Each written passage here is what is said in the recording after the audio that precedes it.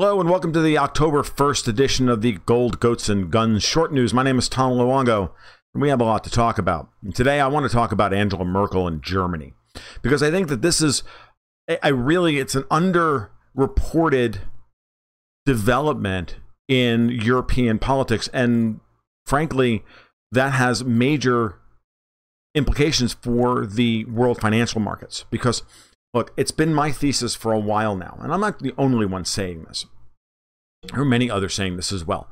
I'm in the camp of people who believes that the global financial crisis that's on the horizon and that's just sitting there waiting to happen, its epicenter will be the European Union because of the lack of structure within the EU.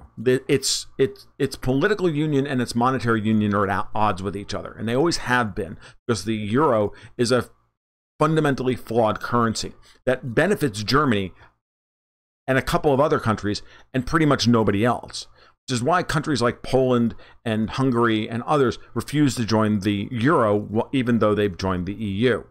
And there's a little bit of, and there's that tension there between those two things, right? There's 28 countries in the EU, and I think there was only 19 that use the euro. So last week, German Chancellor Angela Merkel lost a very important internal party vote over one of her candidates that she wanted appointed, got shot down. Now, this doesn't sound like much, right? It doesn't sound nearly as important as the challenge to her rule over her immigration policy earlier in the year by CSU and her sister party, former leader Horst Seehofer, who resigned as the head of the CSU in his fight with Merkel. He's still interior minister. He's still part of her cabinet. But as far as the political alliance between the two parties, the CSU and CDU, that's fracturing. Moreover, polling for the CDU, for the Christian Democratic Union, Merkel's party, is cratering, and it's cratering fast. And the natural antipode to that would be that we're seeing a commensurate rise in Alternative for Germany. But we're not really seeing that. What we're seeing is a complete breakdown of all of the major German parties, of both of the ones that have been ruling for the last 10, 12 years under Merkel's grand coalitions between the CDU, CSU union and the Social Democrats. So basically the center-right and center-left, in a kind of grand coalition, cartel-style government that stands for nothing except more EU integration, because that's really what the leadership of both of these parties want, right? That's who Merkel is. She is the de facto leader of the European Union because Germany has the most sway within European Union circles because it's the biggest economy. And effectively, the EU is a means by which Germany lords it over the rest of Europe. I mean, that's a gross simplification, but it's not really inaccurate. So we've got the CDU, we have the CSU down to just 35% in Bavaria a week and a half before elections, or 2 weeks before elections, state elections there. This is major. The CSU hasn't ruled without an outright majority in Bavaria in a very long time. And part of that is the rise of AfD, and part of that is actually the rise of the Greens. As the political left in Germany fails, as the SPD, as the Social Democrats fail, the Greens are picking up a lot of support. Der Linke is picking up a lot of support. The Free Democrats are picking up a lot of support. What's happening is that it's fracturing across, that political support is fracturing across the entire political spectrum in Germany. And we now have like 5 or 6 parties polling anywhere from 9 to 25% or 22%. You can't form a coalition out of this. And so Merkel continues to rule simply because there's a power vacuum behind her. There's nobody in the CDU really ready to take over for her. She probably would have been deposed by now. And the CSU can't rule because they're primarily a Bavarian party. They don't have all of Germany behind them. And no one smaller party has risen to grab hold of things like what happened in Italy with first Five Star and then the League, completely destroying support for the major parties and seeing a complete shift in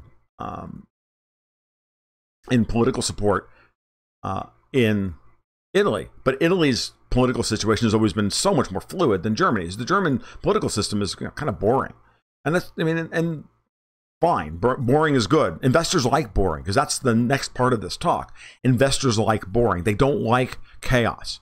It's why, it's why Italian bond yields are so volatile and why no matter what we see from the Germans in terms of debt to GDP and everything else, the German economy continues to see safe haven flows whenever there's any kind of external upheaval, whenever there's any worry in the UK or emerging markets or whatever. German bunds always get well bid, along with Swiss bonds and Swiss franc bonds and US bonds. They're considered the safe haven currencies, so the safe haven bond markets. That definition is going to change because if Merkel is deposed in Germany, Merkel is the thing holding all of that kind of continued financial order together right now. Because again, anybody who comes behind Merkel, if she is deposed, is going to be far more nationalistic than Eurocentric. Meaning, with Italy and Hungary and Poland and the UK and France and everybody challenging German rule on so many vectors within the EU. We've got the Italy over budgets and austerity. We've got Hungary over immigration rules. We've got Poland over just basic issues of national sovereignty with the EU trying to interfere in its judicial system. We've got Brexit trying to be scuttled. We've got all this stuff going on. Catalonian independence, the French trying to make a move for a grand army of the EU. All sorts of craziness is happening, right? All of this is happening. And the only one keeping all this from blowing apart completely politically is Merkel. And we're staring at European parliamentary elections in May, where Matteo Salvini of Italy and Viktor Orban of Hungary have already announced that they're going to make a massive challenge against the current party structure in the European Parliament in order to take it over. Again, markets like boring. They don't like chaos. And everything simmering below the surface in Europe is chaos. Now, the antipode to that is here in the United States, we've got seemingly political chaos happening everywhere. We've got Donald Trump is being made out to be a lunatic, which he's really not. We've got insane, strident, almost histrionic opposition to Brett Kavanaugh being appointed to the Supreme Court. We have all sorts of just insane lunacy happening. But it's all astroturf. It's all being bought and paid for by people like George Soros and Tom Steyer and David Brock and the rest of them and the Clintonistas and the Obamaites behind it. It's all kind of froth on the surface, but the underlying political structure of the United States is rock solid in comparison to the EU. Because look, Illinois can't issue treasury debt. Florida can't issue treasury debt. Right? Illinois has got a pension system problem that is light years beyond anything that we have to deal with that the United States has to deal with in any other way. And if Illinois gets into serious trouble, which it's in, it doesn't have the ability to go out and issue U.S. Treasury debt to pay its pension problems. Italy has that ability. Okay? That's the problem. That's why the European Union is a mess. It's why the euro has to fail. Okay? Ultimately. Because it's just exacerbating the differences and highlighting the differences and tearing these countries apart over time over their economic differences. You're not going to make everybody into Germany in the EU. It's not going to happen. Greece is never going to be German economic power, an equivalent to the German economic powerhouse, and neither is Italy, and neither is France, and neither is anybody else. It's not going to happen. But they're all united under a single currency. So markets abhor a power vacuum. They abhor the potential for Merkel to be deposed in Germany, which could easily be the catalyst that touches off this sovereign debt crisis that we've been waiting to start for months now, a year, certainly. And it's just very, very interesting that this is where we are in this moment in time as we come into the midterm elections in November in the United States. And I honestly believe that the way the headlines are being structured right now, they're being structured to make everything look like there's nothing bad happening in Europe, everything bad happening in the United States. Why? In order to keep the euro up, the dollar weak, because that keeps the financial markets relatively stable. And there's the hope that there will be some kind of massive political upheaval after the midterm elections where they'll run, the Russians stole some Florida district, some Florida House seat election or some other legal challenges to everything. It's going to be an enormous shit show. It really is. But that's nothing compared to what's going on in Europe right now. Brexit talks breaking down. Italy saying, no, we're going to the mat on this one. And Salvini knows exactly what he's doing. And he's going to challenge Merkel because he knows that Merkel is weak. And anybody that comes behind Merkel, coming from Germany, is going to set policy for the EU. And they're going to be at odds with the IMF and the ECB over how to deal with a recalcitrant Italy. That's just what's going to happen.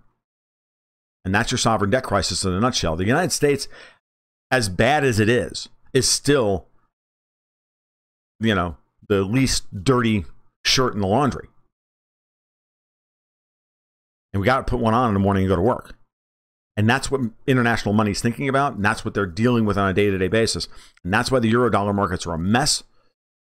And that's why every day it's really obvious where you can see the fingerprints of people just trying to hold everything together for another week, another 2 weeks, another 3 weeks, while the central banks are all clueless and fighting the wrong fight. It's going to be interesting. So look ahead to November, I think.